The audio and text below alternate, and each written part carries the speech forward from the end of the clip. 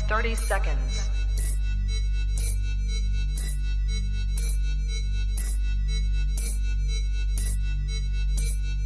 T minus 20 seconds.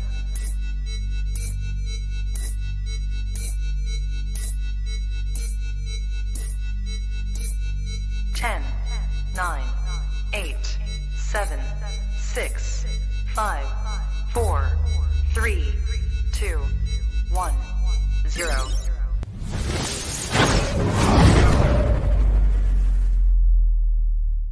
I'm Tom Cavanaugh, and you're listening to the Flash Podcast.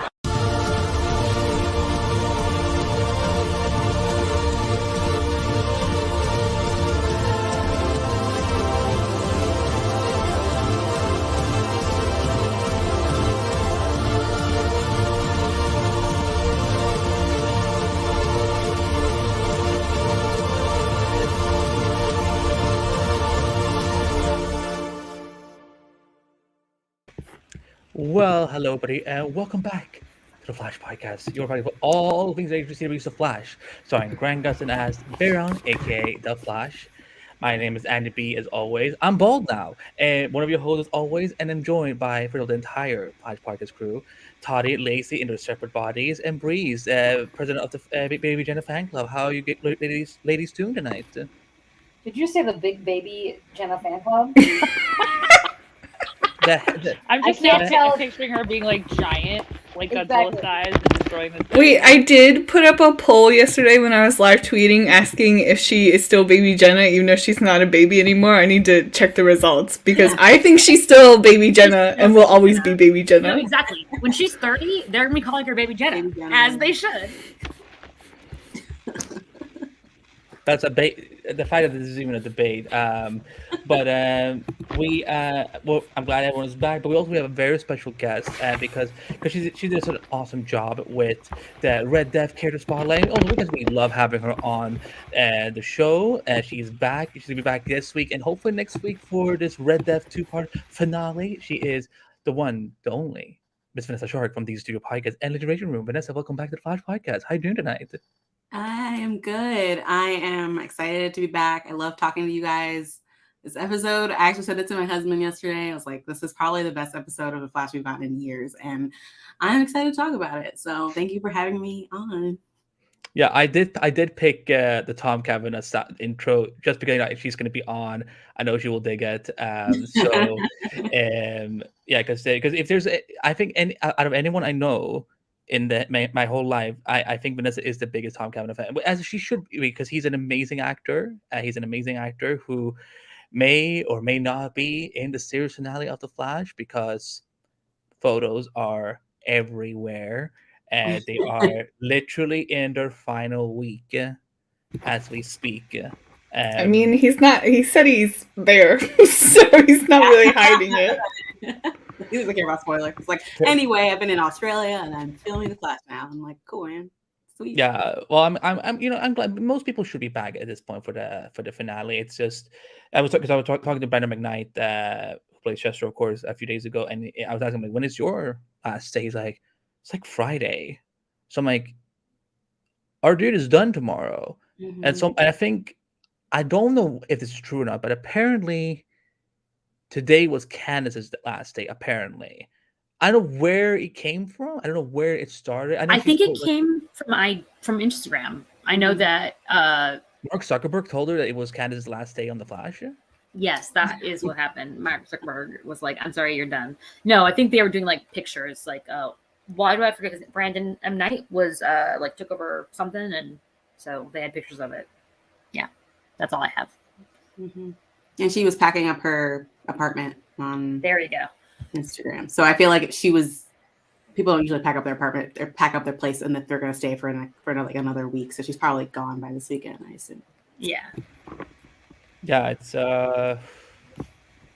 this is so strange that like it's all like we are watching the middle of the season, but they're about to be done. So it's definitely emotional, and but we're gonna try not to get too emotional yet, because the tears will have to be saved till at least one of the final 3 episodes, if not all of them, because I think I'm gonna be a mess But before we get to this of the Flash, we do have I have some personal news I want to share that kind of affects this podcast, and then also the DC Podcast Network. First of all, if you guys haven't checked already, you can go check out the Brandon McKnight interview that is live now on the channel. And speaking of being live, hello everyone who's watching.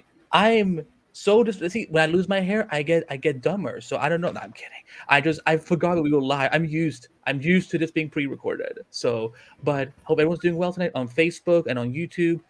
I don't think we're live anywhere else, so I think this is all. Hope everyone's doing great tonight. But here's what's coming up. Here's the thing we were teasing last. I don't know when we started teasing this. I feel Breeze may have started, and then I just latched on or something.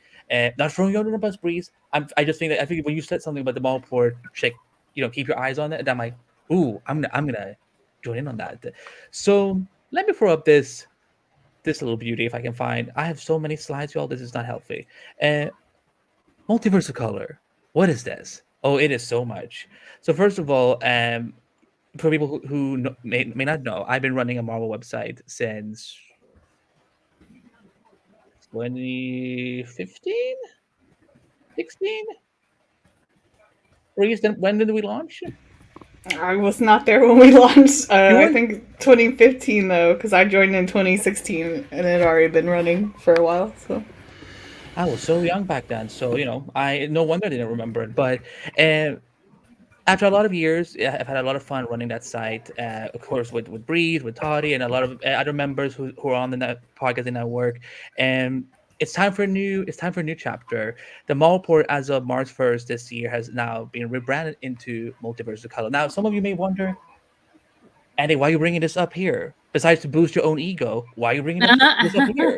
Well, besides boosting up my own ego. So this is how it's going to affect us. DC podcast, it's not ending. No matter how much David Zando is trying to kill all our shows. David, if you're listening, that's what you're trying to do.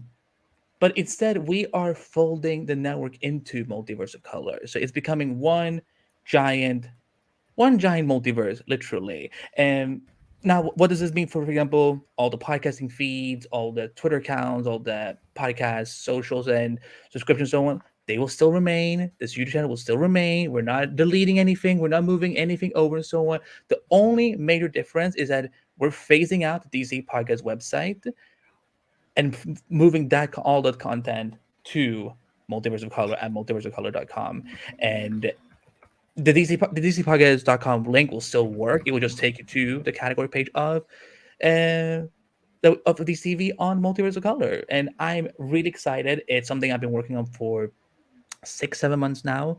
And usually I hint sometimes way too much, but this one, I managed to keep it under lock and key really, really well, in my humble defense. So I'm excited to start this new chapter together with everyone who's coming on from DC Podcast, everyone that is joining Multiverse of Color for this, what I'm calling multimedia entertainment outlet with diverse, unique perspectives from marginalized communities, from people who are trying to make it into the writing world, and go beyond just the DC world and the Marvel world. And so go follow Multiverse of Color on Facebook, at Multiverse Color on Twitter.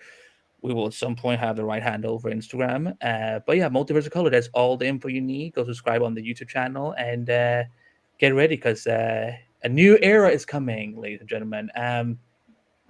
I ramble about it. Does anyone want to say anything here? Because I know, everyone, you guys are basically coming. I'm taking you all with me. I'm not leaving anyone behind, except no Jenna. child left behind. Only baby Jenna. Except for baby Jenna. Yes, exactly.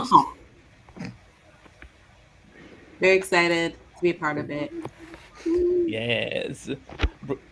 Breeze, are you excited to be starting your Baby Jenna podcast on the Multiverse of Color Network? Yeah, well, you spoiled the news for me. Way to go. But yes, we will be having our own Baby Jenna spinoff, so I'm very excited to join Andy's multimedia empire. He's a regular Iris West with his media empire. I'm just waiting for Baby Jenna Goes to College. I'm ready to follow all of it. She can be an intern at CCC Media, just like Allegra was. And in the future, grown-up Baby Jenna. That's because this is how hilarious it is now. Grown-up Baby Jenna will start working in a bookstore, and then one day she has a customer that goes, "Hello, you." Why would you say this? Why would you curse her? Ew. No one's asking for that crossover. Yeah. Whoa! I didn't say he was gonna kill her. He would probably be in his 60s by that point. I mean, So, I don't need him put her in a cage or anything either. Yeah. Like, well, keep then that. Red Death shows up, and she's like, "I heard a rumor that you were going to start to try to kill Jenna, so I guess I'll kill you now." I feel like Jenna is already in a cage. That's why we never see her. Aww. Well, that got dark. But yeah, Multiverse of Color is now open for business. There will be a lot more updates and details on how things are going to work technically. But yeah, I just wanted to share with everyone because this week it was light on news because they literally filmed the last episode. But yeah, expect some differences like just across social media. It's already started happening a little bit. You have to look for those Easter eggs. But with that said, let's get into episode 4 of season 9 called The Mask of Red Death Part 1. And it was written by Joshua W. Gilbert and Emily Polisi and written by Minhaj Huda. And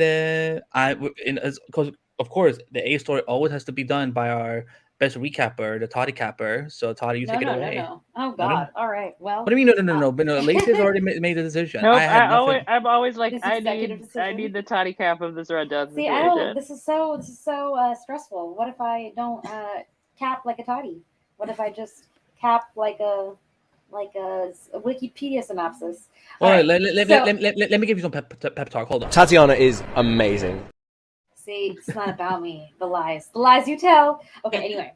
So speaking of lies, in this episode, Barry thinks that he can save Red Death from himself, unlike how he did like Reverse Flash or whatever. So he's like, I'm going to stop the cosmic treadmill and also, win over Red Death's heart. Meanwhile, while an empty suit pretending to be Red Death is talking to Barry, Ryan Wilder is talking to Iris West Allen. And she's like, hey, best friend. Oh my God. It's so crazy that I was just like kidnapped by Red Death and like put in a storage locker and I woke up in the Palisades. And then I came over here so that we could gab about it like the girlfriends that we are. And then Iris is like, so many things about the story seem fake. Like we are not best friends and you don't know where I live because Eric hates us and doesn't want us to be together. So then she's like, what if I shoot you and we find out how good of friends we are? And then Red Death is like, no, listen, okay, fine. We were best friends in an alternate universe and we had a weird love triangle with the other Barry who is evil. And why is he evil? Because he won't let me Minority Report. And why won't he? Because he's racist. And so when I tried to save our people, you stepped in front of me and then I accidentally killed you out of love. I killed you with my love. And now I'm trying to resurrect you and bring you over to this other Earth to talk some sense into that Barry, who, as I said, is evil and racist. And then Iris is like, again, all of this sounds fake except for the fact that I am dead. So I don't think that I want to go with you.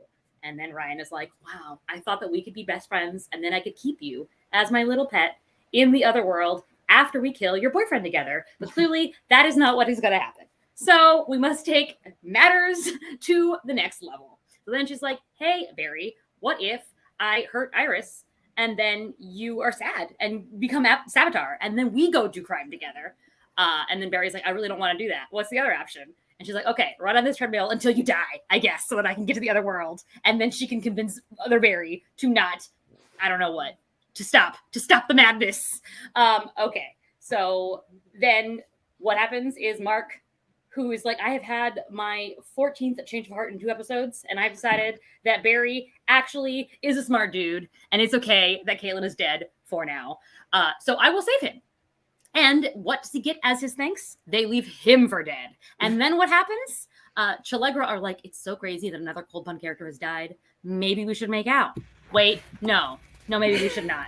Let's table this for now until another Cold character dies. We'll see you next week. All the while this is happening, Cecile are maybe going to move, but maybe not. But more importantly, baby Jenna is there, being 5 years old. And the 5-year-old baby is getting a bedtime story read to her by her dad until her super working mom comes home. And Super Working Mom is like, I cannot believe that I have a child and I am seeing her in front of my eyes because I definitely thought that I was childless because that is how I have been treated for the last 3 seasons. She sees the little paper of the house that Joe went to go look at, and she's very, very, very angry. And she's like, I just cannot tell. Even though I'm an empath, I have no idea why you would want to move. So please explain it to me like I am the 5-year-old. And then Joe is like, well, as a father of 2.5 kids, I am very concerned that my third, maybe child, is going to grow up the way that the other 2 did, which is not having one of their parents and or on the verge of death every 5 seconds. So I would really not like to read that. And then Cecile's like, that is so crazy that I needed someone to tell me that when I am a literal mind reader. Maybe I am not that powerful, actually. I guess we can move. But then the power is out. And she's like, what happens when there's a blackout? Aside from a really big musical number in the Heights, I go out and I fight crime. And then Baby Jenna is like, I'm going to draw a picture of my mom and make her look real good so the audience will like her more. And then Cecile comes back and Joe is like, Baby Jenna has convinced me that we should not move so she can draw more pictures. Because what if we stifle her future as an artist? Because you are not there to fight crime in Keystone or wherever it is that we were going to move. So, yay. They're going to stay for now until Joe has to go film the other show. And that's what you missed on Glee. Wow. Wow. Thank you. Thank you. That was the whole episode. I know we're done here, guys. Good night. Yeah, bye. They came for the tatty cap. That was amazing. I don't think she's ever talked for that long. And yet she's like, she always panics, like, oh my god, why must you punish me with this pain? But then she does it so well that I'm like, yeah, Matt goes 10 out of 10 recap. I appreciate you, Mads. Ollie goes, I love the Toddy recap. Ma goes, greatest recap ever, LOL. It's, yeah, 100%. 100%. Toddy did it. Because again, in this household, there's only one rule we have about Tatiana. Tatiana is amazing. Miss Lonnie. No, we don't know. Maybe he was talking about you. It's true. It could have been me. It could have been me. Well, Vanessa, would you like to start since you're our honored guest? Sure. Just on the A plot, Tatiana just read the A through D plot, or do we want to do the whole episode? I mean, maybe we just do the whole episode. I feel like everything is pretty tied together. Let's go for it. Well, Vanessa, what are your feels? What are your thoughts About the whole episode? Let's start with let's start with Red Death. Right, you know, cool. like because Toddy just went off script, but you know that's She was in the flow. She couldn't I stop. was supposed to recap the whole episode. I'm sorry. Well, you can't control when genius strikes. That's true. That's true. No, I love Javisha Leslie so much. I think she's so good. She's always really good, but she was on another level in this episode. Like her little kooky, weird. It's not. I don't know what I was expecting, but I wasn't expecting that. Like it was very manic. Like I need you to come with me. We're best friends. Remember, like everything she did was insane this episode, and I loved everything. I loved everything about it. I love how impractical her suit is. I love that some of the stuff from the actual comic book, they did adapt some of it, which is really cool. I wasn't expecting that either. I loved it. I thought there's some excellent acting in this episode. All of the what was it? What do they call it? A plot dump or something like that, where our exposition, where the characters just talking, explaining to the audience what's going on. If they had to do that, I'm glad it was it was a scene between like Candace and Javisha, because it like was amazing. If it was just like, I don't know, Ryan Wayne talking to Barry about it, I felt like it wouldn't have had as much of an impact. So I like that it was with like Iris, and like Iris figured it out because she's a smarty. She's like, why is she going to? I was literally thinking, like, why is she walking around her kitchen like that? Anyway, it was great. Loved it. It was great. Loved it. Ryan just wanted some milk, cream, whatever she took out of the refrigerators. You know, like she couldn't wait. She couldn't wait. Meanwhile, you know, Iris just stands around and just literally gives her this. That's suspicious. That's weird. I love StreamYard so much. We should have done this seasons ago. Was there something about like you said you said you liked the fact that that is some of the comic stuff. Was there like was there something you were expecting them to include, but that they didn't? I didn't expect them to include anything. I like aside from the suit, I wasn't really expecting them to include like anything. So I was actually surprised when they did they included the backstory of her stripping mining data from the Flash suit in wanting to eliminate crime and not just to defeat crime but eliminate it. There's some things that they actually pulled from a comics, which I was surprised about, her motivations and the fact that she had him chained up and she's like, you're gonna power my engine, which is basically how Bruce killed Barry in that reality, or they merged together. So I was actually half expecting it at the end they were gonna do a stinger where there's a Barry voice in her head or something. It was some creepy like that, but that did not happen. But yeah, they actually adapted Barry head. What? Like a floating Barry head. A little Barry angel. Why you can't do this? Lacy, because I remember when Vanessa was on last time, you were like, I'm so glad Vanessa is here because I don't understand anything of this Red Death comic storyline. It's so confusing.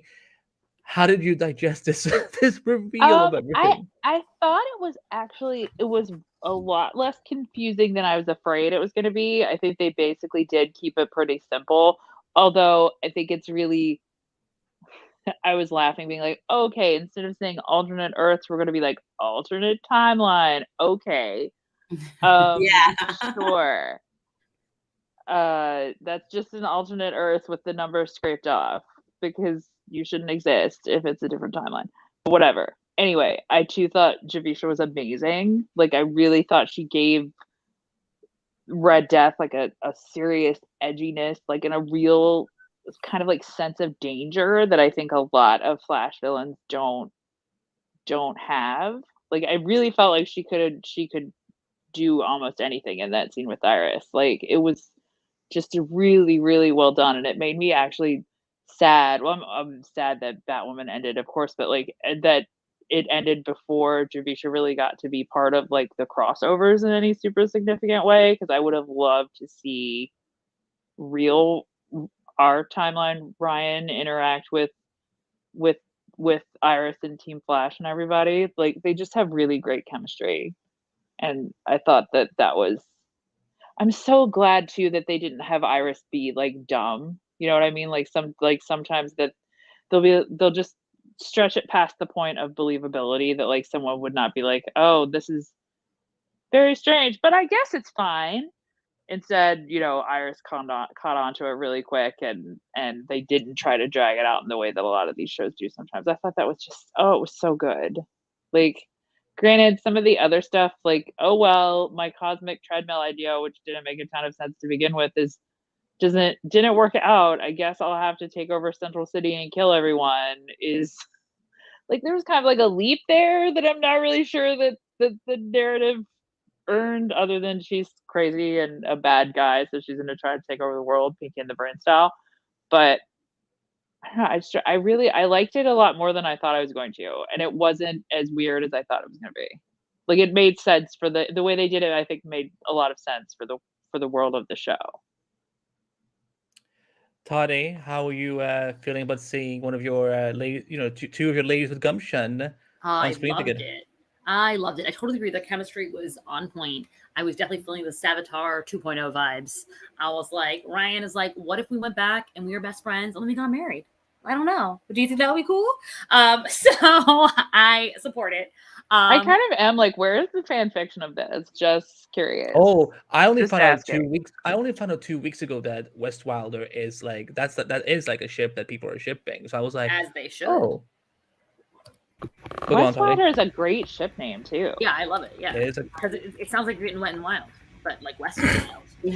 So anyway, yeah, loved their scenes. Love that Iris caught on really quick, without too much prodding, and it really was something as simple as listen, you don't even know my address, actually.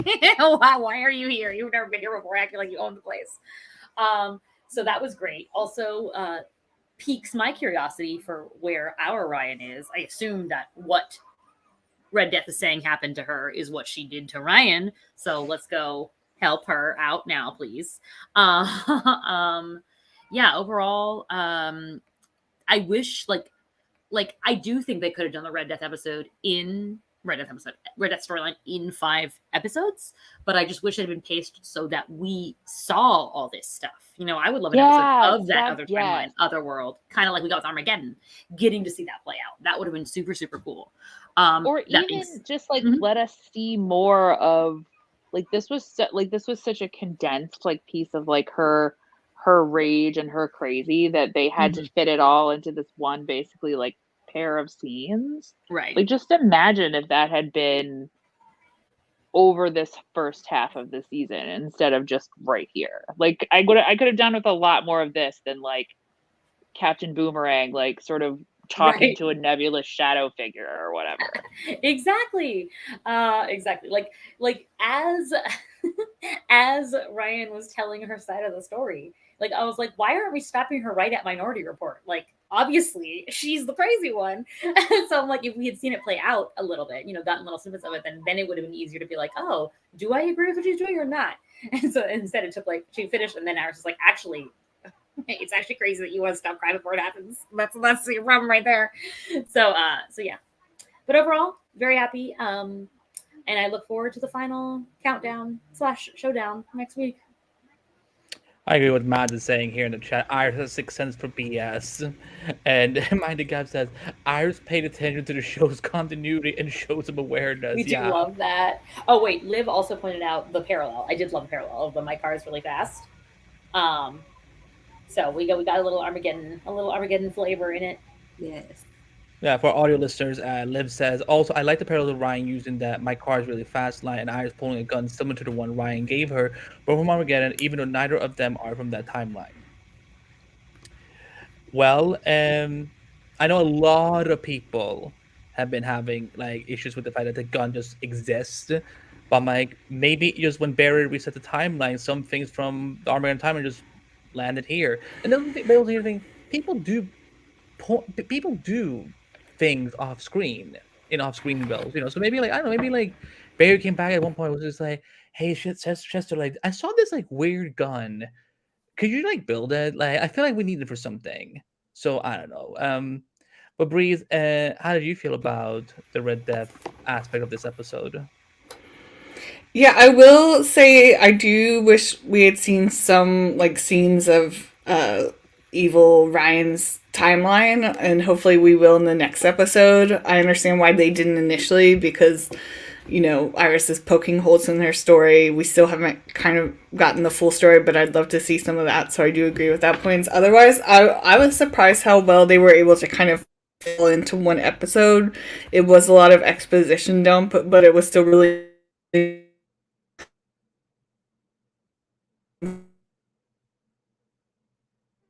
I think we're losing your Breeze. Can you hear me now? Now we can hear you.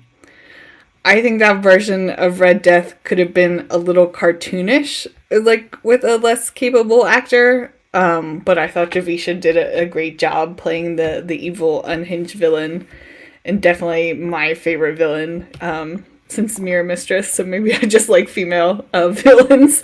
But yeah, I thought it was great, and I don't know how many more episodes we have of her, but I really enjoyed that, and we do get to see some of the alternate timeline. Hashtag Red Death step on me. Yeah, I did tweet that last night. Wow, Lacy. I mean, imagine if you just been. I mean, you know, Mirror Mistress is my number 1 though. I have to like stay loyal. So you want to be stepped on Miss Queen over. Oh no! Right. Whoever said in the chat that looks like a squeegee is so right. Oh, I can't see it. Wait, what does look like a CG? Somebody in the chat said that that Iris's gun looks like a squeegee, like the thing you clean your car window with, and now I like cannot unsee it. We'll just move to distance instead. Oh, I also loved how the suit was remotely piloted. That was like obviously we knew that the evil Ryan was with Iris, but it was still cool for him to take the helmet off and there's nothing there. Yeah, imagine watching a screener of this and thinking that, oh, it's just because I thought for a second like unfinished effects, but like usually in what happens is in the bottom corner when they do like effect, they will say temp VFX, but none of that was happening. I'm like, wait, so there's not supposed to be a head there, and I'm like, what that like? Because I felt like either I smoked something I shouldn't, or this is actually happening. Because I thought for a second like the helmet was gonna like get on the ground, have like spider legs, and like just start crawling around and open up and Ryan. Yeah, no, I thought it was gonna be like Brainiac for a second. I'm like, what is happening? Like it was freaky as hell. No, I agree. It would have been fun if we could have seen more of that of the timeline. I figured the reason we didn't, budget reasons, because because the way she just told them about like the Rogues War and everything, it just sounded like really, really, really like massive. So like, if hopefully maybe we get like a quick flashback of that something next week. If we don't, like, I mean, I don't think it's gonna look that much different from these rogues fighting each other and Barry and Ryan fighting each other. Yeah, because it's been interesting because the last couple of months people have just assumed that like it's either someone from the multiverse or it's from the Armageddon timeline. It would have been so easy if it had been from Armageddon. Like I feel like no, let's just like we've done season 8, leave season 8 behind. It's fine. Let's start something. I'm glad that Eric and the writers actually took this all new backstory, honored a lot of things, and there was a lot of Easter eggs. I geeked out when they said Simon Hurd because I'm like, I haven't heard that name in a long time, and Hush and so on. So that was cool. And I know what I loved more: Javisha saying, "I am vengeance, I am the night," or "You want to get nuts? Come on, let's get nuts." I was like, because I knew. Let's Get Nuts was amazing. I knew those racist fanboys were gonna get so tilted over a black woman saying a Michael Keaton line, even though Michael Keaton didn't even make it sound that special because he just looks crazy. At least Ryan looks cool because she's like literally suiting up as not Iron Man, but like Red Dab. That suit was like it was because Lacy, I don't know if you remember this, but like when we saw the screener, we just saw like white plates going on, like, and it was like, oh I guess yeah, that's that cool. was wild. It looked really weird. I just assumed it would look cool. Yeah, no, I was hoping that too. I kind of just wish, like, why didn't they just send us like the finished versions? Like that's they say they're locked when they send them to us, but it's still like 10 VFX, 80 artists. So nothing like Grant Gustin sometimes. And so, but no, I love that they took some of the best bits from the dark metal multiverse, but also did something with it on their own thing as well. I kind of was wondering, like, I'm like, Ryan, were you guys best friends or best friends? Because I was kind of I was Gal like, pals. Gals yeah, being exactly. pals. Yeah, like here's the thing, like I am totally okay. Wait, hold. Wildmore fans, I love Wildmore, but in another time, I could have completely been fine with the idea of West Wilder as a romance, because as I said on my tweets last week, Javisha and Grant and Candace, but especially Javisha and Candace, they were eating in this episode. Like seeing Javisha in this role makes me even more pissed with the CW that they canceled Batwoman, and I think this episode serves such a good reminder to people that for some reason they haven't accepted or realized Iris West Allen is one of the goats of the Arrowverse. This episode shows why she doesn't need superpowers to be a superhero, why she is so smart and so gifted and good at what she does, and then when you give her things to do, she comes out shining. Because again, she didn't show any emotions. She was just observing what Ryan was doing.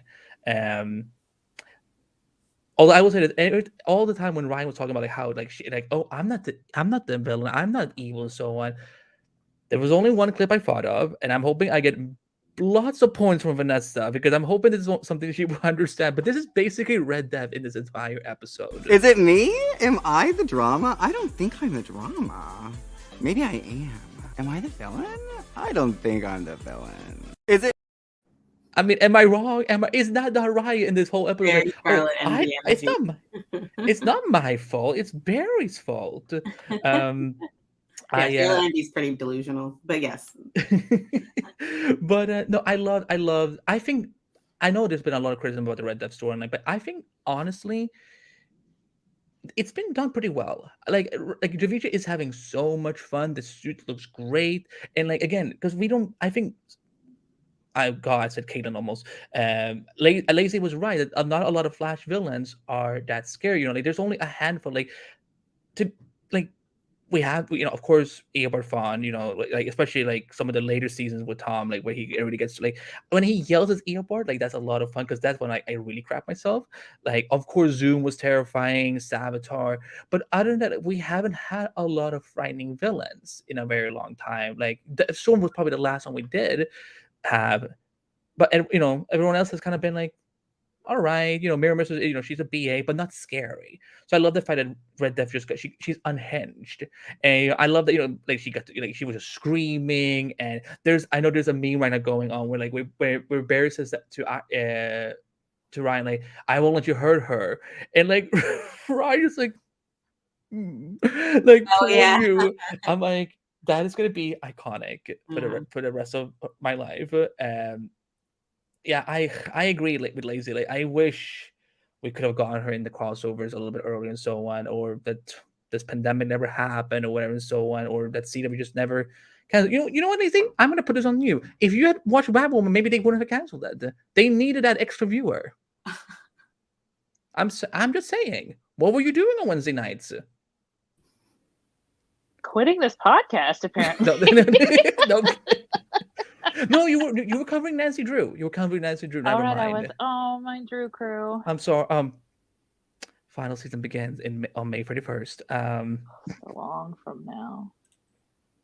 I kind of accidentally pranked Lazy today when I said, because sadly we're about to head into our first hiatus for the Flash season 9 on March 22nd. There is no episode, but when Lazy asked in the chat how long, I said till June, and yeah, sadly she fell for it. But I actually hopefully it's a short break. It's a short break, but hey, at least that means we're getting closer to Nancy Drew, Lacy, and your favorite show, Riverdale. Oh my gosh, I watched the trailer for that today, and I was like, weird. What is happening on the show? Like, I don't know. Do we want to talk about is there anything else we want to talk about Red Death in terms of, like, do you guys have like did you guys have a favorite moment with her, like, you know, like outside of her and Iris, or what you're thinking?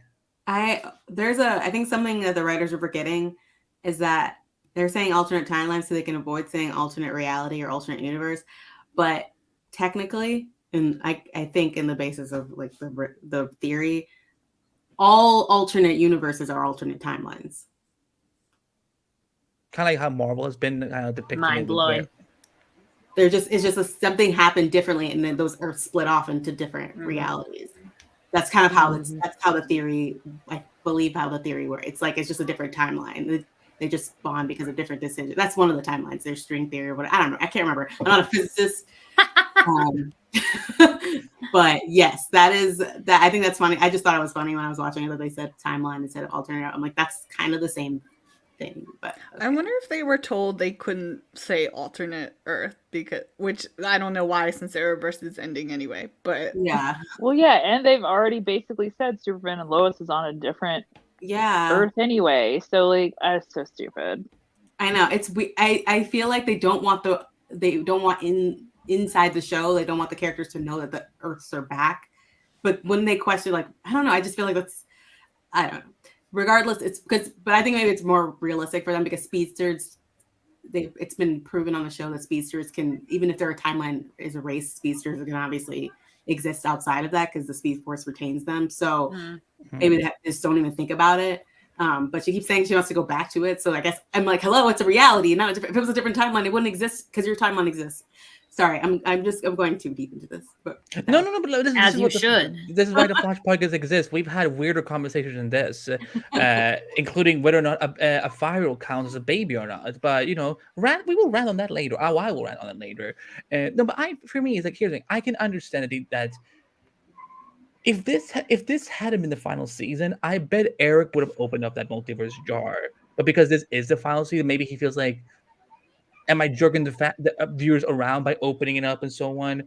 And but because that's the one dumb thing from the end of Crisis that I wish Mark Guggen had never implemented, which was they don't know. I'm like, so you're basically telling us half of the characters who are like super smart on the show are actually dumb in your opinion because they couldn't, like, because someone would have noticed by now.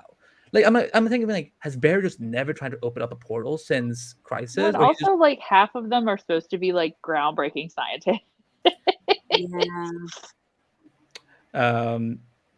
I guess we can talk about the chill blame of it all. I mean, I do wish that they had like let his "I'm gonna be a bad guy" last for more than like 20 minutes.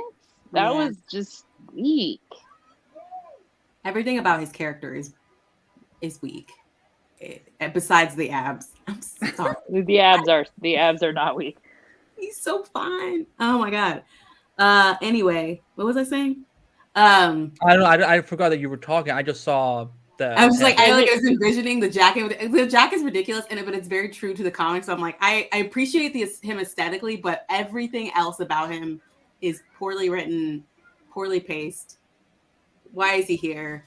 What is going on? I guess he's over. I guess he's like, I guess I can not do something to bring Frost back. Wait, what? Like, sorry. It's like, I guess he's like, I will do anything to bring Frost back. 20 minutes later, I will not do that to bring Frost. It was very meatloaf of it all. Goldface love, but I won't do that. Goldface put it the best. Like, no, he saw where the wind was turning, and he jumped. That's why I'm like, do you really think that though? Like, I feel like they wouldn't write him that way. Just like, oh, he's. I think Goldface was just trying to justify why they left him behind. I think he did, even though the change of heart was very unearned. I do think it was a genuine change of heart because they want him to be a quote unquote. And he's not going to be dead because he's a series regular or a season regular, right? Yeah, so they're going to save him. Yeah, they're going to save him. For me, I can't buy the idea that he was doing out of the honestness of his heart, because I feel that he started out on the show as a bad person, and look how easily he flipped when he didn't get his way last week, and he turned on Barry. So it's like, for me, I wonder if he saw what was happening and he realized, oh, we're about to lose. Let me get on the other team, and then he just thought that maybe they were going to be able to get out. I don't know. For me, I don't know. I'm not. Like, again, I know they're trying to like flesh him out, develop him this season, but for me, Breeze is right. It doesn't feel earned, and that's because like I literally think Goldface hit the nail on the head. Call me cynical, but I'm sorry. I don't. I like that's totally valid as a headcanon. I just think that the canon is going to be like, I'm a good boy now. I just wanted Captain Cold back. I just wanted Wentworth Miller back for one more season, but of course that other show had to kill him. You know what show you were talking about. I love how you're always just like, I don't hate them, and then earlier that day. I hate them for that. Double middle fingers up to this universe. He was done. That's not no. How would you know?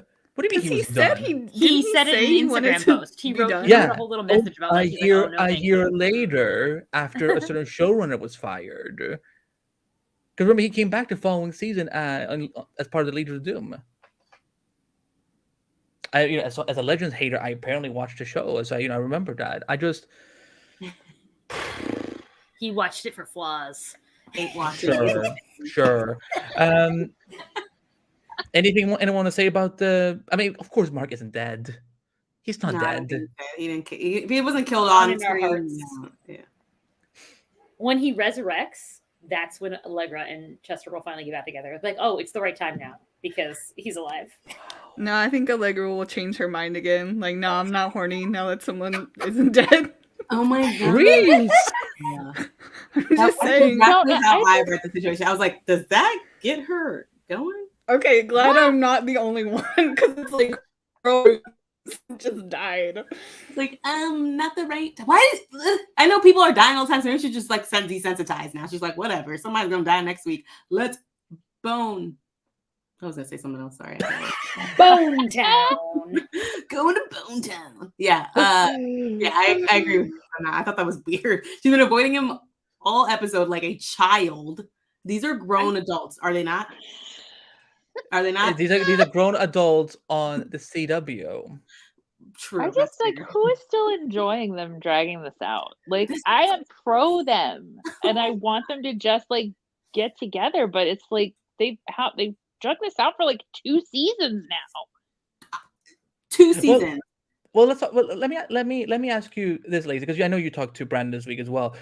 What was it he said to you when you asked about Shalegra? Which, by the way, it's canon. There's a friend in his life that literally asked him over text, any Shalegra updates. Just saying. But what'd she tell you, Lacy? He said that, hang on to hope for them, and this is them trying to like, they have to go through like growth and stuff. And I was just like, really? Did Barry and Iris take this long to get together? I'm just no. We were just stuck with a corrupted white female cop in season 2, and then we got them together. That's so funny. Like he said, hang on to hope for them. I was like, I don't think anyone's out there like, God, I just hope that I like. I think they're cute. I think they're cute, but they're no Barry and Iris. Like nothing is like Barry and Iris in this franchise. They're like the Z-list. Sorry, I'm gonna be nice. I just do not care. I do not care about Shalegra as a unit. Yeah.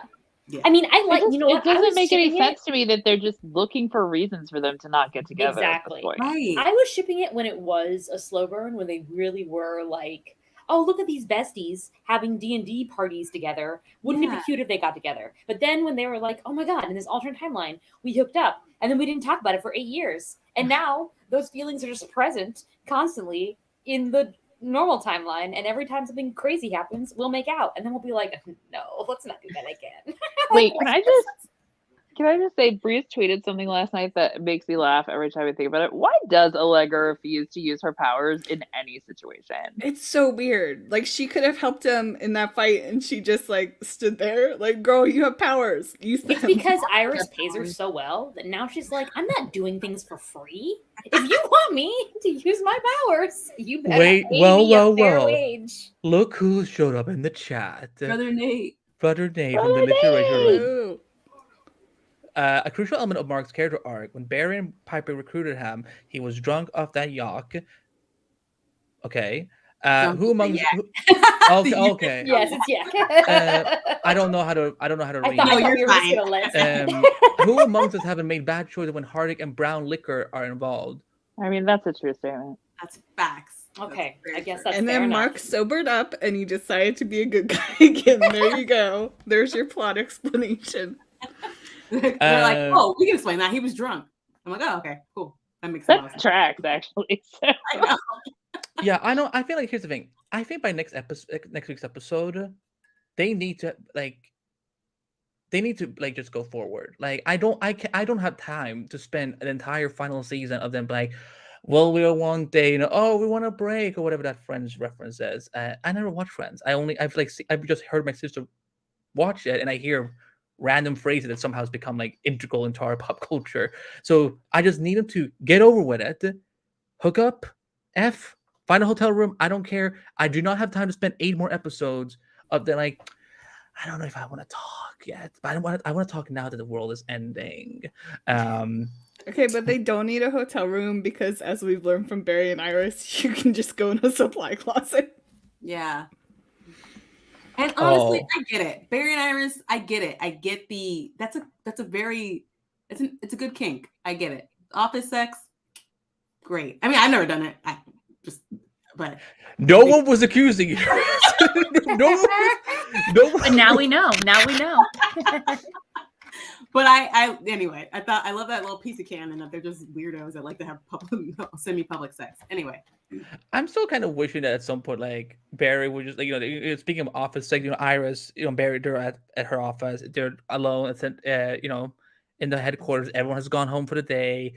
And Bear's like, I don't really feel like running home. Can we just like stay here? And I was like, my Barry, where are we gonna sleep? But he's like, well, there's a fine table right here. And then insert the HBO version of The Flash. Anyway, I thought it would have been funny if that happened. But yeah, I also, because a lot of West Island fans were noticing, we are 4 for 4 on kisses this season. There's been a kiss in at least one every episode. Oh, cute. So, Yeah.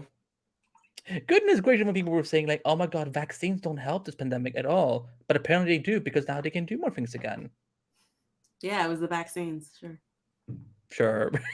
But well, I guess it's time for there's one storyline we have to talk about, and then I'm just gonna let that go to breeze. It would be wrong if I didn't. So talk about your child.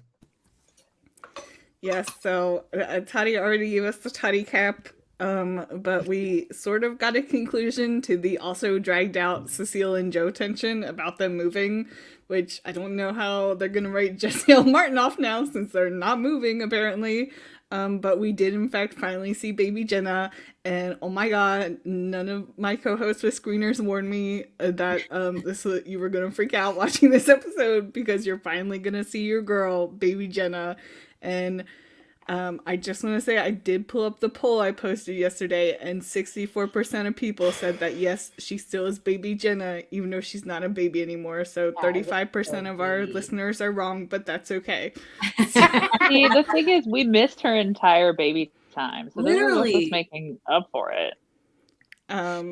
Did I particularly enjoy this whole I'm gonna draw a picture of my mom and convince my dad that we shouldn't leave this dangerous city? No, but I'm glad that we acknowledged her existence. So thank you to Eric and the writers for hashtag baby Jenna lives.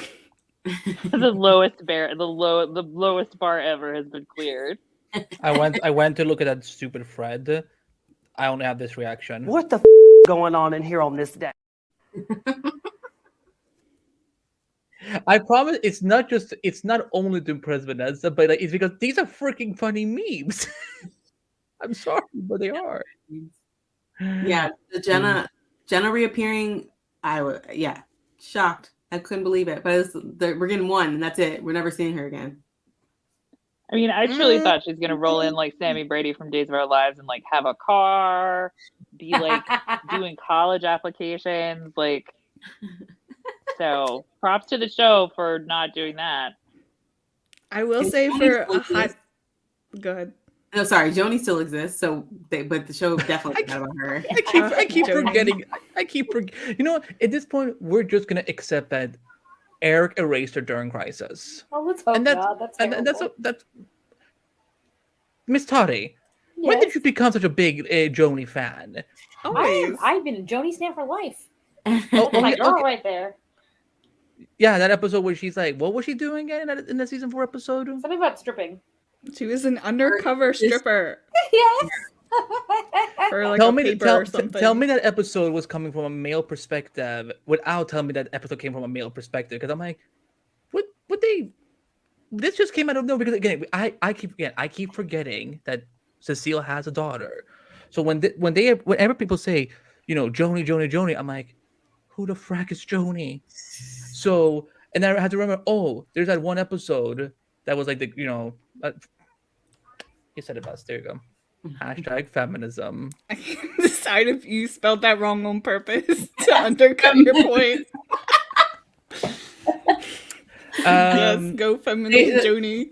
Baby Jenna. See, I will say Baby Jenna. Fine, I will say it. She was so adorable. Like I like gasped because I was watching it, and like. And suddenly, because I knew she was in this episode, but I didn't know who the actress was, and I'm like, oh my god, she's so cute.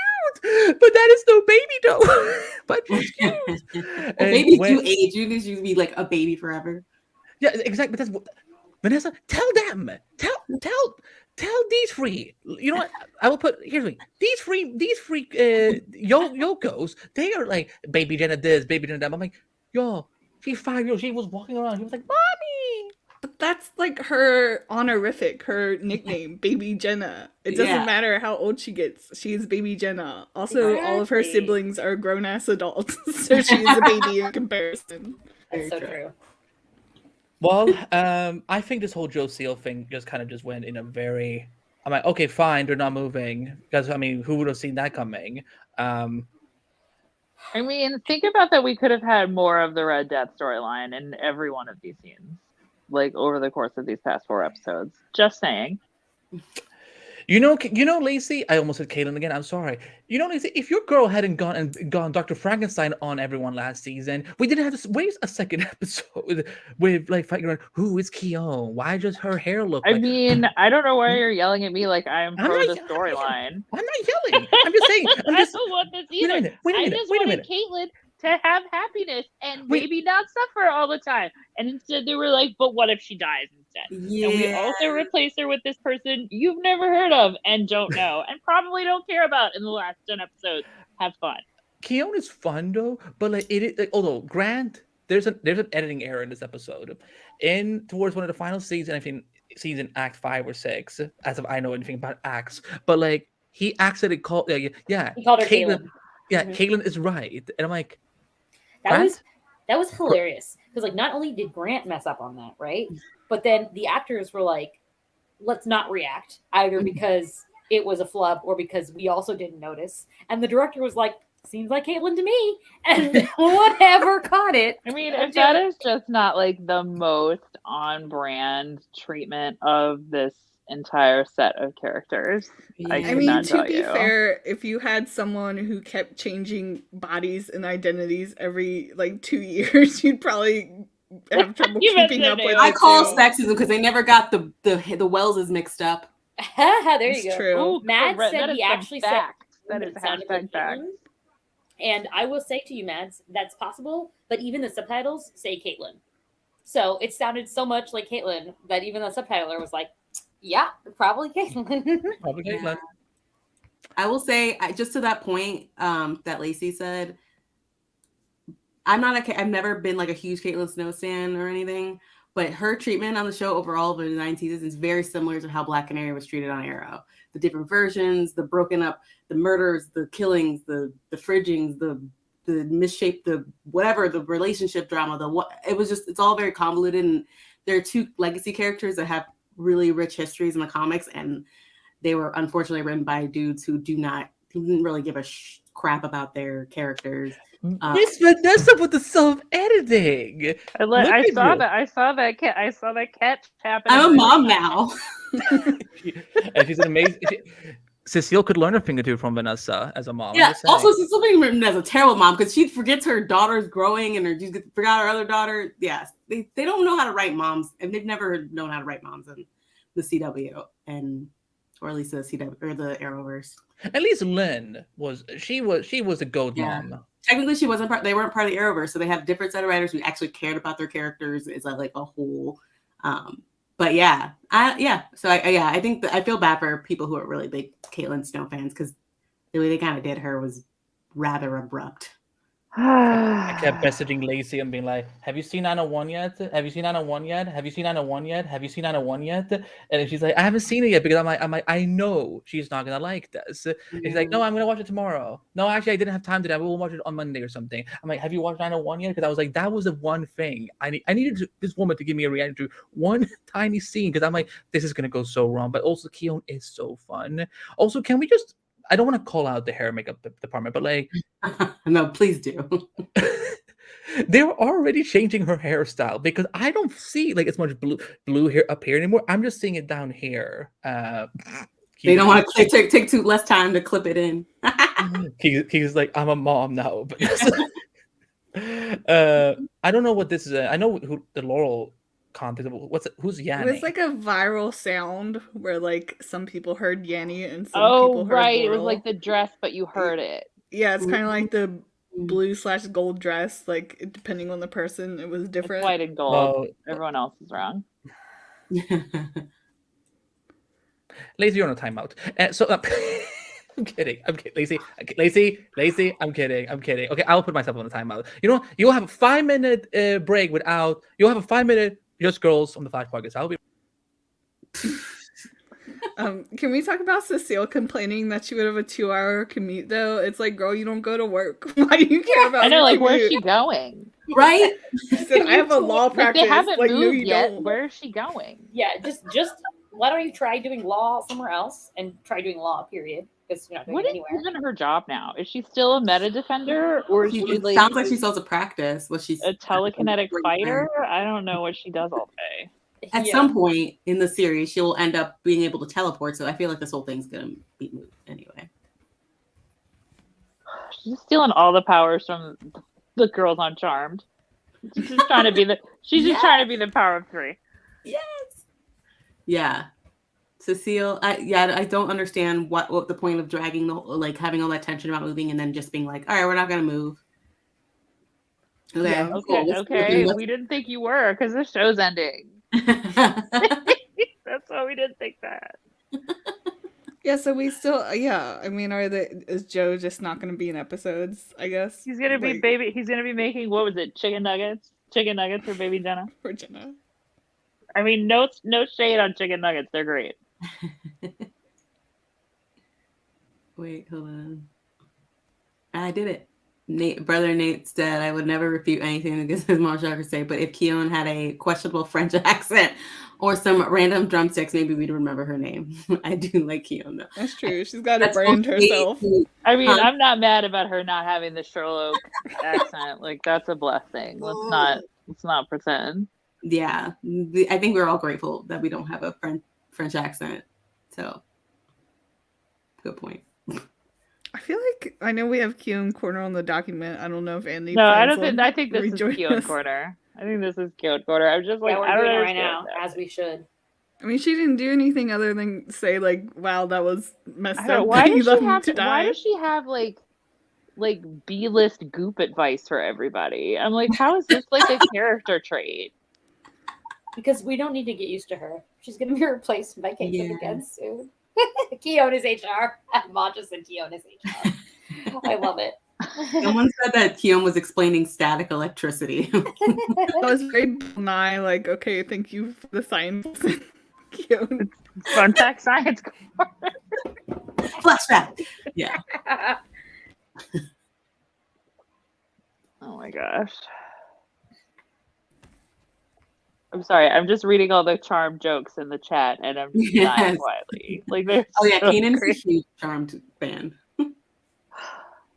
I loved OG Charmed. Sorry to that remake.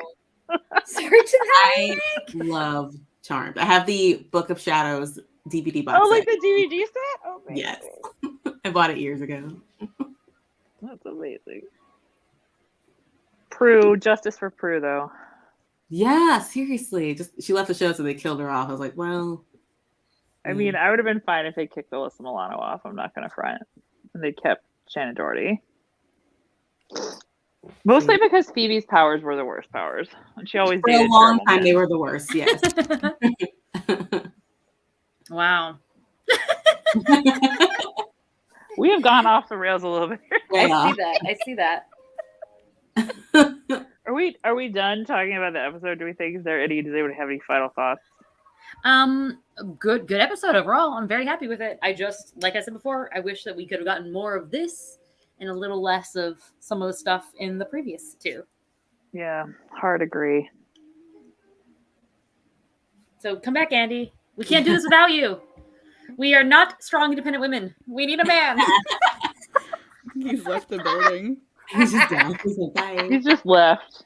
Well, I will take this opportunity to say that everyone should watch Rookie Historian Guher Young on Netflix. Oh my god.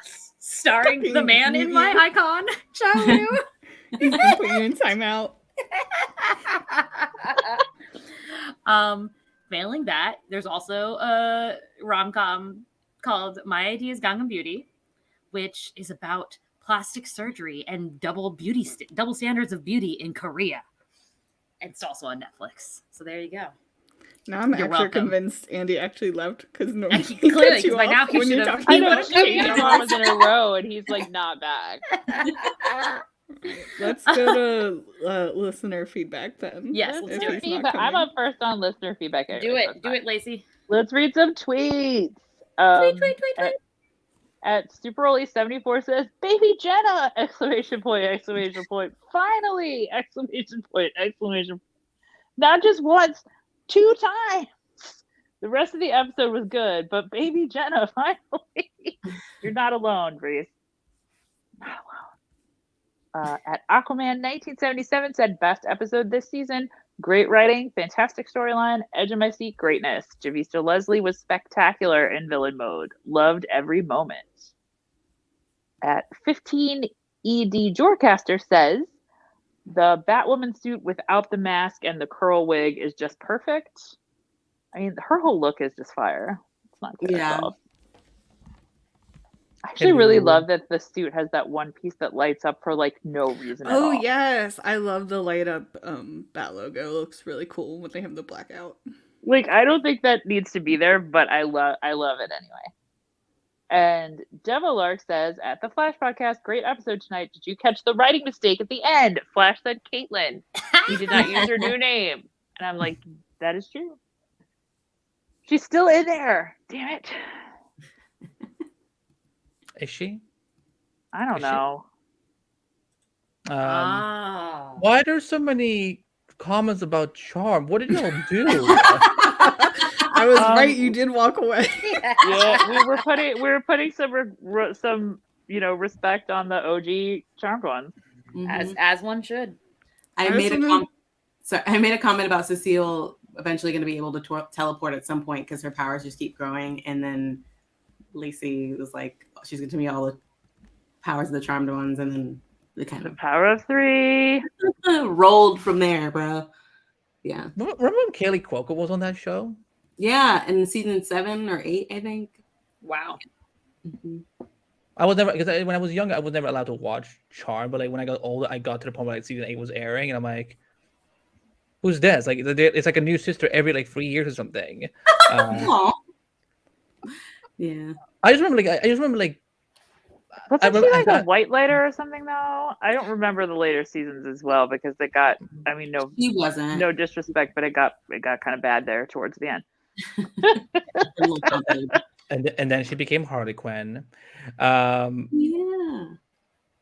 And she's a fabulous Harley Quinn. Well, you guys are wow. There's a lot of Charmed comments in here. Like, what did you? We only talked about it for like a few minutes. I don't think people love Charmed. People love Charmed. The OG Charmed is iconic. So. Well, okay. Let me guess. While I was gone, Toddy took this opportunity to plug some of her K-drama shows. Right? Okay, you were there for that part. Okay, don't lie. You didn't. No, I'm guessing. I'm like, because I know like she did more than one. I think one was technically a movie, so not a show. So she changed it up. I will neither confirm nor deny. Yes, the Charm podcast. No, I got no money. I don't have time to. I don't have money or time anymore to produce more podcasts. Someone was asking me on Twitter today, so because I posted my Gotham Knights review, that is, the show that's coming on March 14th. It's not that bad. I know a lot of people have been very judgmental about it, but someone was asking me so is there not gonna be a podcast for it? I'm like, well, because DC podcast is moving into Multiverse of Color during this transition, there won't be any new podcasts added. So the ones that exist now are the ones you get. Start downloading more episodes from those podcasts. Maybe then we can talk about a Gotham Knights podcast. I mean, let's see if it gets renewed, which I don't think it will. Yeah. I sounded very much like my dad there for a second. Noises. Am I doing? Are we doing? Oh wow! There was a lot of Facebook. There's a lot of Instagram comments. Yeah, I mean, because some douchebag ruined Twitter for all of us. I understand why people are switching to. But soon you can buy verification on Facebook and Instagram. No, thank you. From John Patrick Van Pelt, a loyal, long-time listener. Hey, one of the Flash podcast. First, I have to say, oh my god, it felt like the ice is starting to melt for me. Who's been listening to this podcast for 6 years, and it felt really nice to see Baby Jenna again. See, there's all the Baby Jenna fans are coming out of the woodwork today. I thought there was a lot of miscommunication between Joe and Cecile. Tell me about it. Especially when Joe was trying to sell the house and move out of Central City. The thing I completely don't understand this episode is, when did Barry Allen the Flash become the villain, and on what Earth did Iris and Red Death become friends? Well, we don't think it's another Earth, it's just an alternate timeline. But Professor Shark says that apparently the multiverse is just alternate timelines. And I agree with her thesis. I did like that Joe had mentioned Iris and Wally to Cecile. I sure hope this 2-part episode concludes on a good note next week. That's all I have to say about the Mask of Red Death Part 1. From JB Buff Bell says, would it be over dramatic if I said this is my all-time favorite episode of The Flash? No. If you think this is your favorite episode of The Flash, then you're entitled to feel so. Javicia Leslie owns every scene she's in. I yelled out loud when Wilder said, "Let's get nuts," in homage to 89 Batman, and I love how unstable Wilder looked towards the end of the episode. I also love how Team Flash basically agreed we have to stop trying and convince Chillblaine that Frost can be brought back to life when we could simply sit back and watch the Rogues kill Chillblaine.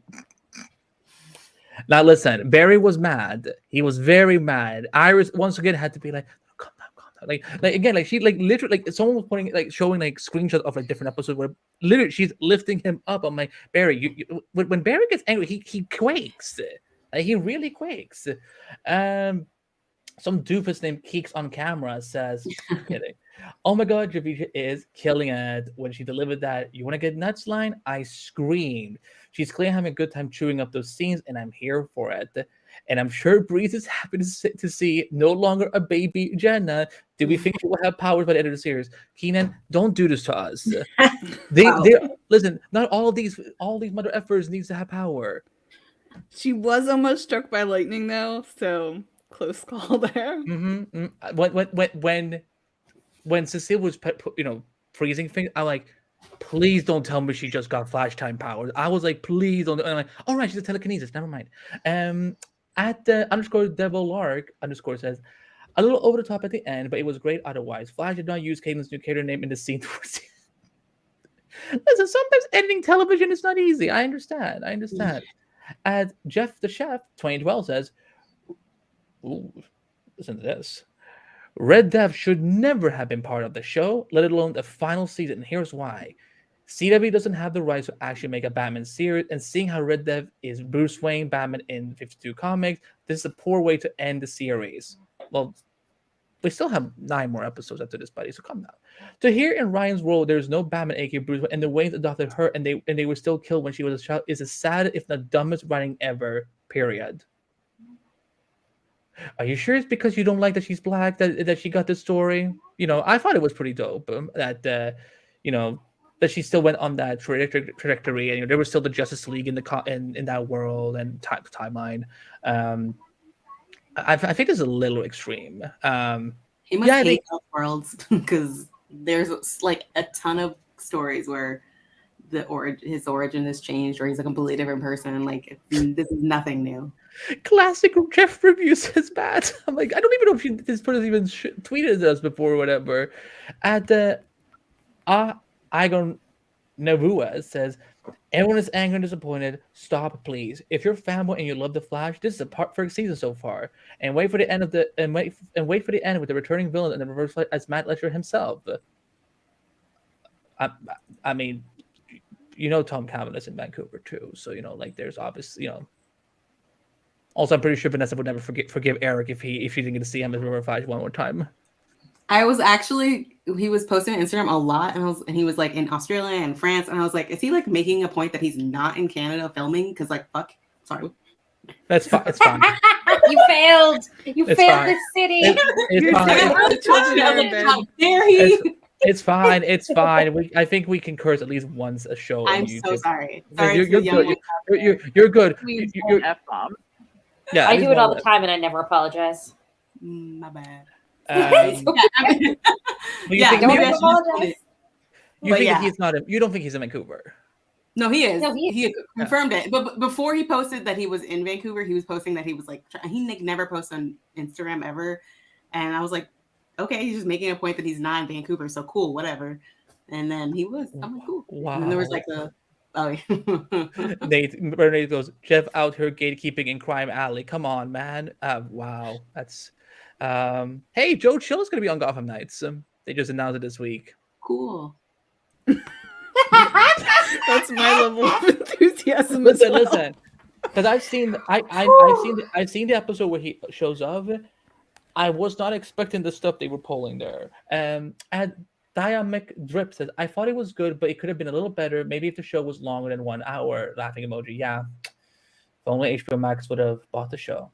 But yeah, I enjoyed it. At RSC 788 RHS says, aside from some overacting in the last scene, Javicia Leslie is killing it and one of the show's better big bads. Not to mention the best season 9 episodes so far. Mm-hmm. At Robertson _ IG says, I absolutely love the Flash, and Grant Gustin always kills it, but this feels like a really weak final season so far. Far too much focus on side characters and not enough focus on the Flash. Red Death is super cringe, and when she's using her speedster voice, I can barely make out what she's saying. Disappointed so far. I only hope it picks up before the end. I will agree. I almost turned on captions at one point because it was a little hard to understand at times, but I also have terrible hearing. So, see, last week I had a more difficulty understanding what she was saying. This week, it was easier to hear. At RFX editor says it was fine. Like they always do that with the speed voices, though. It's so dumb. Like it's unnecessary. They've literally got like a speed helmet on. We get that they're speedster. Our FRX editor says it was fine. That's literally all they said. It was fine. At Poker Sharp 87 says should have followed the rule of show don't tell. Show was the alternate world. Only time I wouldn't mind a flashback. Overall, the episode was at 6.5, I guess, out of 10. Yeah, I mean, in a perfect world like this, we would have been able to go to that other timeline and see what happened. I agree. And then Ethan James 74 says that was so bad. It's sad the Flash used to be a good show with an A+ cast. Not anymore. It's the same cast. That was bad. I know you said it like it was positive. Yeah, I thought it was gonna end in badass. And I was like, nope, just bad. Wow. Okay, so some people were torn on the episode, but at least everyone seems to be in agreement that Javicia Leslie was crushing it. Yeah, because if there's any cringe villains on this show, his name is Mr. Cicada, and that showrunner somehow got a Superman TV show to make. Enjoy season 3, y'all. There's going to be controversy. All right. Emails? I was going to start reading the emails. Email, my heart. Happy pre-Friday Flash podcast. So I'll start with the most important part of the Jenna West made time out of her busy schedule of living her best emancipated life and running her mom's law practice to grace the West house and her father with a private reading from one of her best-selling published children's books and close out her 2020 year-end report from her mother and employee. I'm dying. I'm so proud of her and excited that she's expanding on her interests and ventures to include art and bringing attention to the versatility of crowns, as well as advertising her thriving kids' pajamas. That's amazing. She's such a talented little empress, taking so much after her big sister, Queen Iris. Unfortunately, this will likely be her only public appearance, as she finally called Blue Ivy back on her request to collaborate on Ivy Park's upcoming junior loungewear line, and is not planned to be back in Central City for the next year. We wish her the best and a safe flight on her private jet. Okay, so Liv definitely created more backstory for Jenna than the writers have ever done. Whoa. That is amazing. Her actual email. Now for the rest, I enjoyed most of the episode, but I still find myself conflicted over some things. The Wes Wilder scenes carried, and the Red Death suit abilities were very cool. I love her remote control of her suit, almost expanding on some of what they did for Savitar's suit and the almost Iron Man-esque collection of it when putting it on. But still, in the B-plot scenes, I feel like all they did was take away the tension they were building with Red Death and Ryan scenes. And then the one time I actually wanted some flashbacks, they didn't give them. I get the use of Ryan's storytelling to Iris because those were honestly some of the best scenes in the episode. And Javicia's best thing as Red Death, where she's lying almost convincingly, but still sinister enough to be suspicious the whole time. She's a good, smooth evil, and honestly think the menacing evil is better with the suit and distorted voice on. There's just some lines that have to be delivered with them. For example, a lot of Savitar or Zoom lines wouldn't have worked without the suit and voice. but I wish we could have at least seen part of whatever last fight she had with her Flash when she fled to the Speed Force and got spit out. It would have been cool if we had some scenes where we're seeing what Ryan is telling Iris about her evil Flash as an unreliable narrator before Iris calls her out on her BS. And the rest can still be a conversation, like to really drive the she's convincing, but I don't know narrative before that the angle they took with Ryan's backstory a lot more. The almost Minority Report type gold that Ryan was pulling in her timeline and her being obsessed with enemy tech instead of creating her own back tech was really interesting, which is why I wish we could have seen at least a little bit of it. If we get some flashbacks next week, I'll eat my words, but I don't think they'll give them to us, lol. I just want more speedster fighting. I also get with the treadmill and draining Barry, but after all the rogues eating up all of Red Death's time, I'm feeling deprived. Alright, back to the funnies for a second. Now y'all know I don't care for Cash Money Mark. Thank you.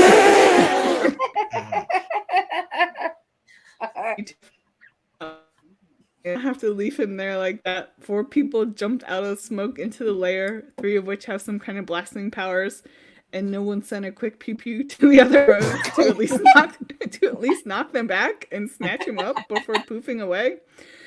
Mr. Trinidad James could have at least thrown his Def Jam chain around his ankle and pulled him along. And they need to let bootleg Poison Ivy have some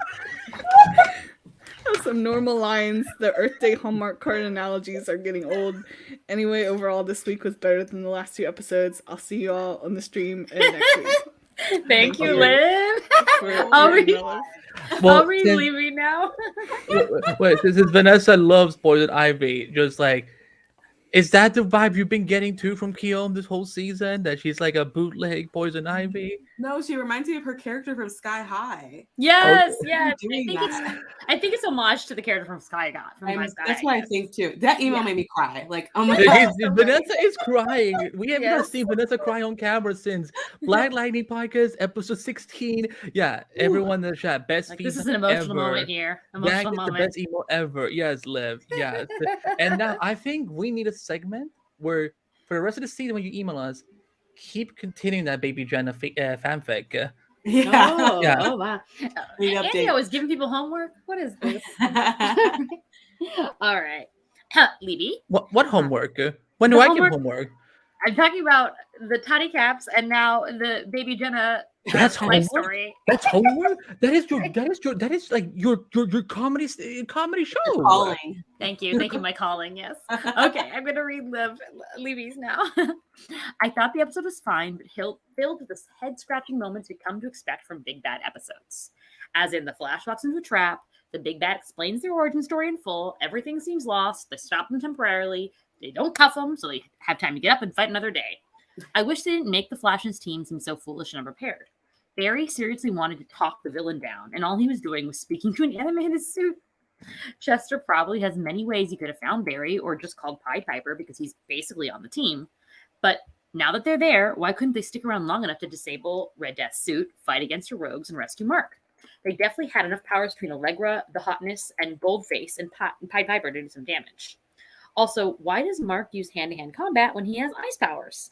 We are in the final season, so I want to see Flash doing his thing and being the most powerful he's ever been, not making the same rookie mistakes and relying on some ragtag group of random rogues.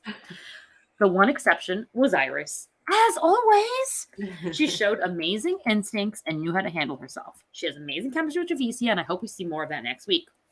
I'm glad we got to see Jenna, finally, and the episode solidified what we've known all along, that she spends most of her time in her room. If Joe wants to give her a better childhood, he should start by comforting her during a blackout. Instead, she's sitting alone in her room. And it's interesting that Joe did a 180 on his decision. I wonder how they're writing him off if they aren't moving. Anyway, this episode had potential to escalate the Red Death storyline and give us solid stakes, but it didn't execute it as well as it should. See you next week. I think that what I'm learning now is that I just have low standards. Clearly. Because I was let's be fair. Let's be fair. Barry defaults to the let's talk the villain around with the power of love and friendship because it's literally worked 8 times.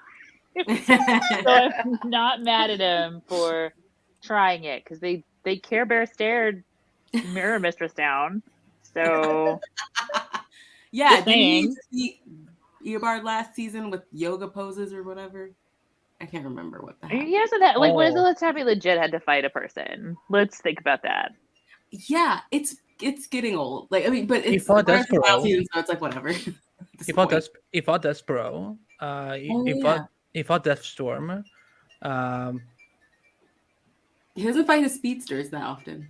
Am I having a stroke? Am I hearing a phone ringing? I don't know. I also heard it, but you know, sometimes phones ring.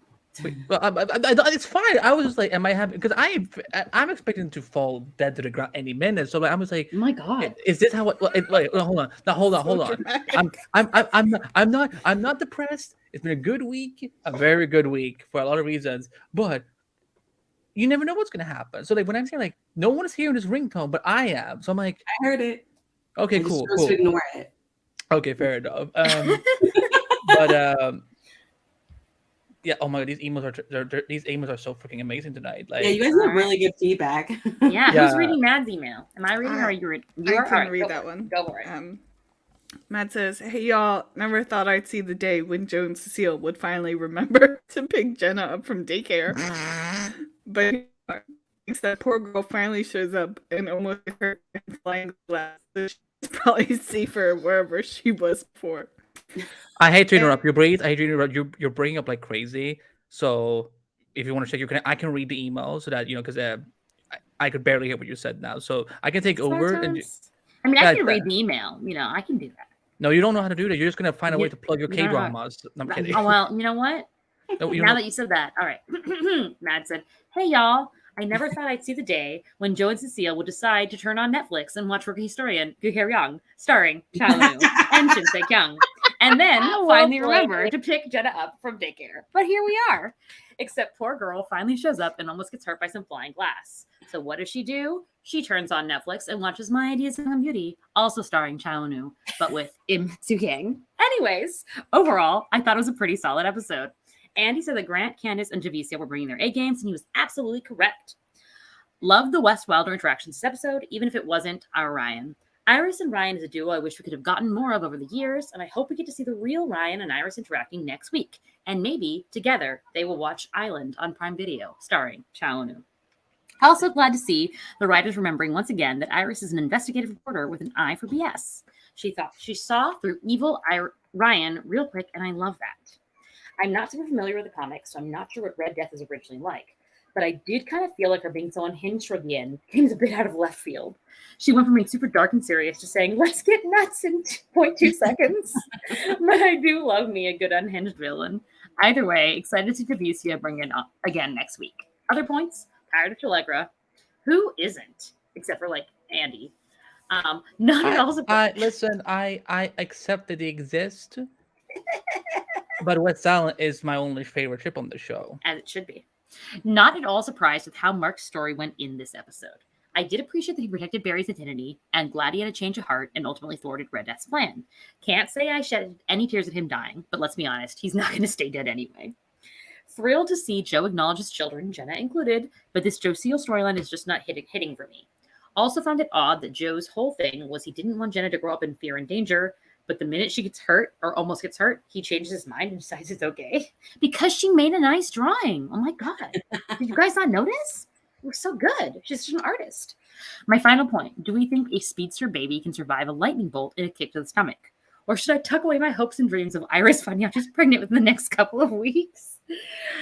Oh, my sweet summer children. I'm going to turn around before I give away these spoilers. Oh, please. Rachel.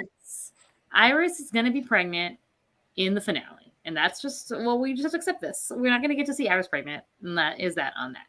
All right. Do you want to give it a go again, Breeze, or shall I do Electra? I will try when I pull up the email. Electra says, "Hey Flash Podcast, how are you? I was feeling a bit snarky today. Aren't we always? But like any good Canadian," I did not know Electra was Canadian. I am apologizing in advance. Our first bullet says, "Jenna exists. I mean, actually exists in physical form. At this point, I was thinking her existence was just some shared delusion everyone was having." Okay, was Mark BSing about the electricity in Barry's cow, or is that an actual thing? Speaking of Mark, is he dead? Like, dead? Like, we never have to waste screen time again on him dead? Nope. Last week they used I Am Vengeance. This week they used You Wanna Get Nuts. For Michael Keaton's Batman, all Ryan needed to do was break a vase with a fireplace poker. Is Red Death going to use a line from a different Batman every week? Which is Keaton, Kevin Conroy, Robin Patterson, Val Kilmer. Where's the trigger? Where's George the trigger? Clooney, yes. Can't forget George Clooney. Batfleck. No. Ryan's suit can be remotely controlled and can armor her up piece by piece. Gosh, I can't recall where I've seen that before. Cough, I am Iron Bat. When Cecile telekinetically opened the front door of the house, I half expected her to take to the air and fly out of it instead of jauntily jog to the rescue. So the last scene where Ryan was having a tantrum, this is not the way. Thanks for reading. Oh, I love that. I love when she was just like, we're gonna bring it to him. Let's read some quick live comments. New Rachel says Vanessa. If you want more of Vanessa, you can find her on DC Studios podcast and the Lituation Room. And now brother Nate is angry. I love you guys, but I'm clutching my theoretical pearls at the Shalegra slander. Why don't you all love? Were you not here earlier when we told them to get a room? We love love. We love We love. love love. This We just is want them like to love going love. backwards. Hang it out. Also, when did Andy get a cool flash share? About 6 months ago, after spending a lot of money, and counter to popular belief, because it's like I've had like 3 people ask me, did Eric get you that chair? No, Eric did not buy me this chair. I work hard and I can buy my own things. Now, if he wants to, Eric, if you're listening, listen, because you know what I want. The only thing I want is that Godspeed Throne from season 7. You never gave me back your secret, just gave me the throne. Let's see. Liv says, oh yeah, because we keep forgetting Evil Ryan got R Ryan hogtied in Arkham's basement or something. When that case, you shouldn't have any problems leaving, because Arkham Asylum is something you can break out of easily anytime you want. Matt says, Jenna spends most of her time in her room. She's just like me, for real. Liv goes, oh my god, I forgot about the Care Bear stare. I felt Lacy has made a joke about the Care Bears before on this podcast, but I don't. Literally said it Yeah, earlier. I have. I've made that same joke about the Care Bear stare. Because it's so true. They all just line up and like look at them and like think happy thoughts or something. I don't know. Maybe they were horny. He was like, oh my god, look at the way they're dressed and look at the way they're dressed. I don't know what this reference is to, but Brian says the Toddy Cats are like Jordans in the finals. They remain undefeated. Hashtag salute. Michael Jordan in the NBA. I appreciate that. Thank you. Matt says, very American reference. Yeah. Matt says, personally, I think a baby Jenna spin-off would pair off well with golf on the CW. Matt said before, don't even bother reading my email. That was way better. Listen, here's the thing. I'm gonna go ahead and say that we have the best feedback crew on this podcast network, because man, you all just bring it. The thing is, like, you guys need to keep emailing us after season 9, because again, we're gonna find things to talk about, I promise. But like, don't stop emailing us, because man, it's funny. Yeah, a lot of these things we've already read. So okay, I would say this last thing from our Nate. You think Zaslav is going to give them quote unquote alternate timeline flashback money? He gave this crew $10,000, some Home Depot coupons, and a pack of Tom Ramari, and said, "Have a great final season." That's too nice even for David Zaslav. He would give them $1, and that's what happened. But ladies and gentlemen, we are finished with this episode. I will reveal something just for the live audience, because I haven't announced it yet on Twitter. I will be speaking with Javisha Leslie next week for episode 5. So yes, right before this is sometimes CW, you come with miracles. Right before the recording, we had some evil conversations. So where I don't know when on Monday I'm talking to her, but I will be talking to her. So if you guys have questions, you can start sending them in. You guys get to know it first. Yeah, I'm excited. I had a great time talking to her 2 years ago. She's awesome. So I'm happy we get to make this happen. But also, for speaking of interviews, go check out it's almost like Brandon's interview with Lacy. Lacy's interview with Brandon McKnight. Brandon McKnight should interview Lacy. I think she should. I don't know what about, but he's very nice to talk to. So Lacy, when did you realize that your co-host Andy B is a humongous prick? Well, this is a long story, but probably I don't know. Speaking to a girl, come on now. It's all good. When he started putting people in timeout every 5 minutes. So, oh my God. I love having the power to do anything I want. But yeah, you can go check out Lacy's interview with Brandon on The New Geek. You can check out our interview with Brandon McKnight here on youtube.com/DC podcast. And yeah, that's the end on that. Vanessa, you're always a blast having on the show. We even made you cry, apparently, which, gold moment. Yeah, shout out to Liv. And right now, it looks like you're going to be back next week to see how this Red Dev story finishes. But if people don't know where to find you, tell the people where to find you on social media, all the podcasts you do, how amazing your baby girl is, why people should stand earbud fawn, and anything else you want to plug. I am Vanessa Shark. You can find me at Vanessa Shark on Instagram and Twitter. I have a website, vanessashark.com, where I talk about my baby. Sometimes I post pictures. She's almost 3 months. She's so cute. Anyway, what else? Oh yeah, I am the host of DC Studios podcast now, formerly known as the DC HBO Max podcast, formerly known as the Titans podcast. It's gone through a lot of evolutions, but now we're, I think, set with this, and we're excited about it. Part of the Multiverse of Color media empire that Andy's creating. I'm also a host. You call me Cat Grant. I'm also a host of the Lituation Room with the brother Nate Milton in the chat there, and also Keenan is a guest on there sometimes. That's all I got. Thanks for having me, y'all. Of course. Also, Stan Tom Cavanaugh. Yes, indeed. Breeze, where can we find you and all your other projects and your baby Jenna fanfiction? You can find me on Twitter at Breeze Riley, and I share all my stuff there. And my password protected baby Jenna fanfiction does not exist. If it didn't exist, why was it password protected? The password is hashtag baby Jenna lives. Hashtag baby Jenna, please buy Twitter from Elon. Tatiana, where can we find you on social media and all your other projects? Because this woman never sleeps. And what do I have to show for it? Nothing. I am on twitter.com, Marcella's Ear. Also on the Instagram, not that you'll find anything there. And you can catch interviews or random exclusive clips on Screen Rant, as well as my other podcast, (S) and parentheses, Ladies with Gumption, DCTV Gumption on Twitter, or Pop a la carte with an accent. Thank you all. And Lacy, where can we find you on social media and all your other projects?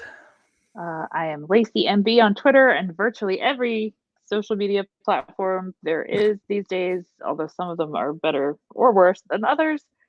Somebody make a better Twitter replacement sometime soon, please. Let's see. What else? I am on the Flash Beat over at Den of Geek. I am also covering Star Trek over there. So if you two are all in your feels about Star Trek Picard and the next Gen cast coming back, come read my reviews, argue with the weirdos in the comments. I don't know, have fun.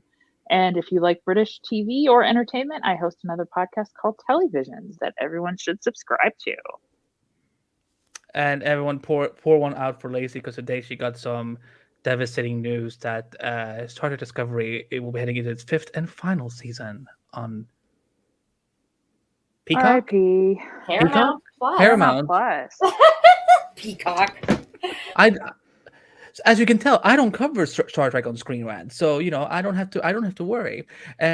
But you can find me. You don't get to think about Anson Mount as often as I think about Anson Mount, then, and I feel sorry for you for that fact.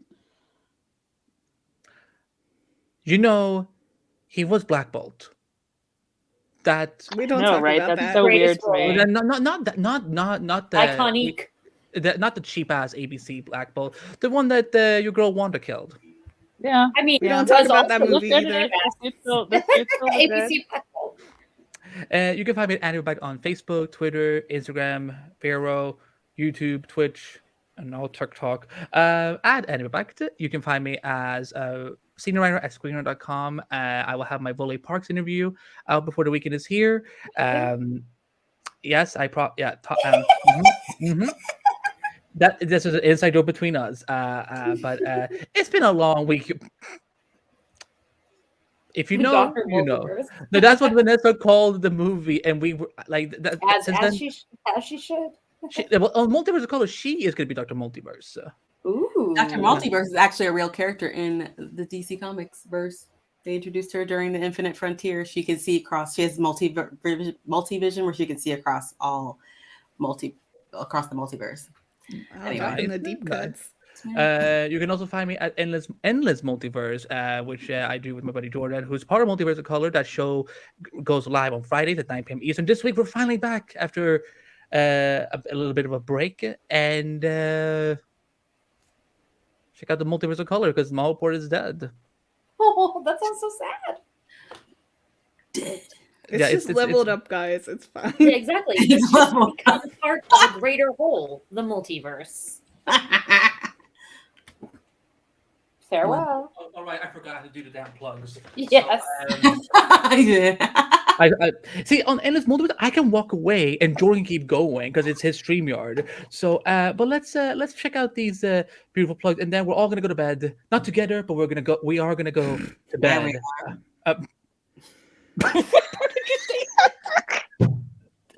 Anyway, either play the plugs or don't. Clock is ticking. Let's go. To find exclusive content and new episodes from the Flash Podcast, visit theflashpodcast.com.